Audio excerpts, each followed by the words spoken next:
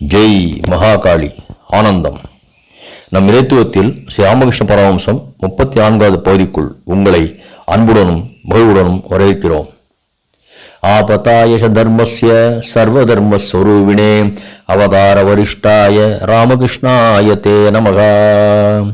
ஏகம் சத் விப்ரா பகுதா வதந்தி. ஒன்றேயான உண்மை பரம்பொருளான கடவுளை அனுபூதியில் கண்டவர்கள் அவரவர்களின் அனுபவத்திற்கேற்ப விளக்கி வருகிறார்கள்.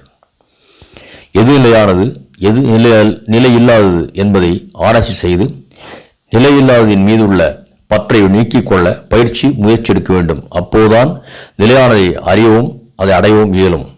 அதுவே பிரம்மம். அதை அடைவதற்கான பாதைகளை பற்றி ஸ்ரீ ராமகிருஷ்ணர் கூறுவது இந்த பகுதியில் காணலாம்.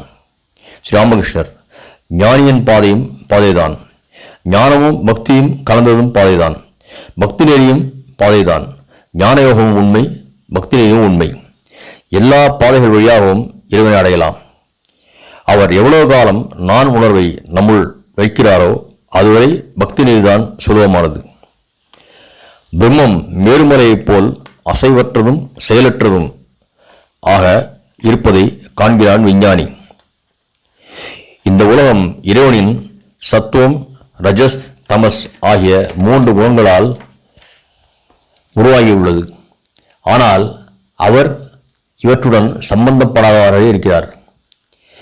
யார் பிரம்மமாக இருக்கிறாரோ அவரே பகவானாகவும் இருப்பதை விஞ்ஞானி காண்கிறான்.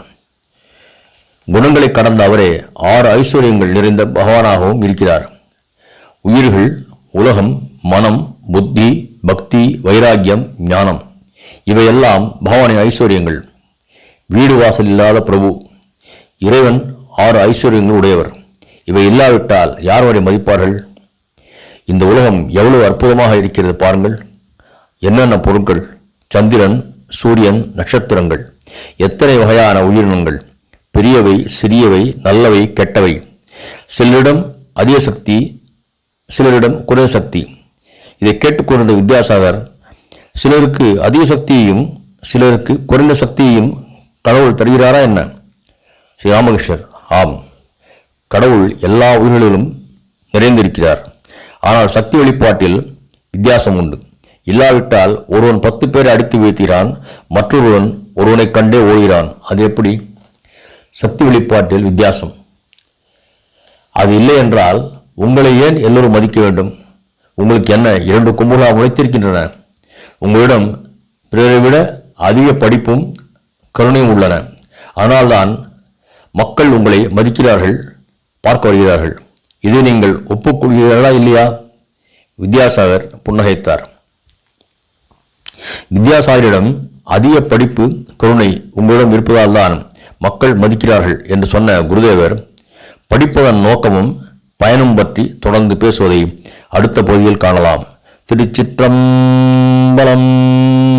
ஜெய் மகாகாளி.